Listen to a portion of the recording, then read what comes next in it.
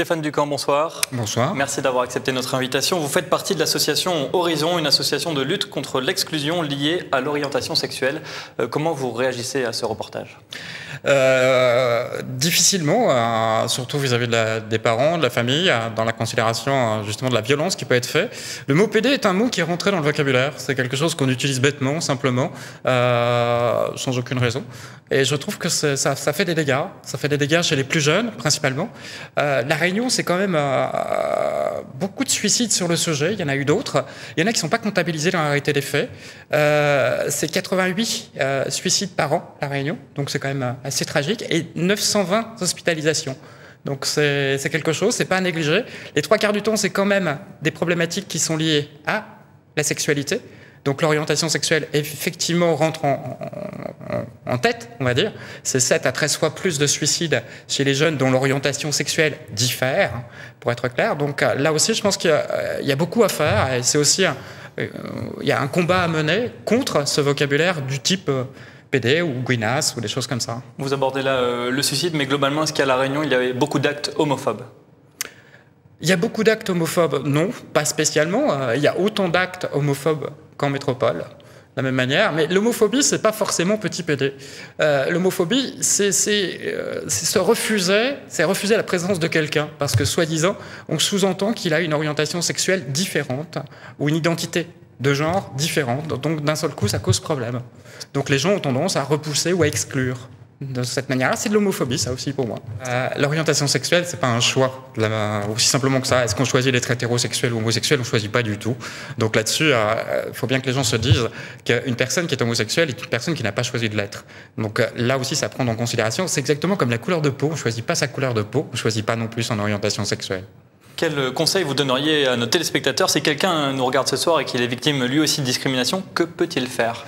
Il y a des associations, il y a la nôtre, Horizon en l'occurrence, il y a une ligne d'urgence qui sert à ça, qui est le 06 92 600 783 et qui permet justement... Alors, c'est pas seulement les personnes qui sont victimes de discrimination, ça peut être aussi leurs parents. Je pensais à la sœur du jeune qui s'est suicidé. C'est pareil, intervenir, nous appeler. Là aussi, on peut aider les gens, les accompagner dans les difficultés. Qu'est-ce que vous faites concrètement ? Qu'est-ce qu'on fait concrètement? Déjà, c'est accompagner, c'est supporter les gens. Déjà, leur permettre de parler de leurs problématiques et de les aider. On travaille avec un psy là-dessus, les aider justement à surmonter ces difficultés-là. Après, il nous est arrivé et il nous arrive d'intervenir auprès du défenseur des droits justement sur une discrimination qui est publique. On a longtemps parlé dans l'actualité du mariage pour tous. Quel effet a-t-il eu sur les actes homophobes, selon vous? Selon moi, selon le rapport d'SOS Homophobie, on a eu beaucoup plus d'homophobie en France depuis le mariage pour tous dans la réalité des faits. Il faut dire qu'à la fois, il y a toute une part de la population qui n'était pas intéressée sur le sujet, sur l'homosexualité, qui s'est vue interpellée, à la fois par les médias et par les politiques, et une partie d'entre elles s'est radicalisée sur le sujet, c'est-à-dire avec plus de réactions négatives. Une autre partie, c'est à positiver, on va dire, de la même manière, et à intégrer cette notion du mariage pour tous au sein de la société française. Votre association Horizon, elle étend son action sur tous les pays de la zone. Quelle est la situation chez nos voisins mauriciens à Mayotte ou encore à Madagascar? Alors, c'est pas terrible, hein, pour être très franc. En l'occurrence, Maurice, c'est puni de 5 ans de prison. Aux Seychelles, c'est gentiment puni pour l'homosexualité masculine de prison à vie. À Madagascar, c'est légal, mais la discrimination, elle aussi, n'est pas punie. C'est-à-dire qu'à Mada, vous pouvez tout à fait discriminer les homosexuels, vous ne serez pas poursuivi par la loi.